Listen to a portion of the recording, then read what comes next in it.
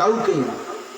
সামান্য সময়ের জন্য বসলেও আমি আল্লাহ তাআলা তাদেরকেও মাফ করে দিলাম। এই জন্য এটা জরুরি বিষয়। এই জমে বসার দ্বারা, আন্তরিকতার সাথে বসার দ্বারা সাংঘাতিক উপকার হয়, অনেক বড় নেকি হয়। যা সবসময়ের জন্য মনে রাখবে। সবসময় নিজেকে আলাদা রাখতে চায় যে এ আসলে বদনসিব। নিজেকে যদিও একটু চালাক মনে করে, বুদ্ধিমান মনে করে, কিন্তু আসলে দুর্ভাগ্য।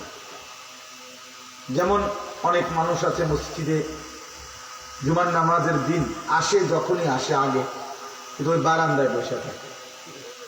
আপনার ডানে বামে খুঁটির মধ্যে, পিলারের মধ্যে, সাইডের ওয়ালের মধ্যে হেলান দিয়া বসে।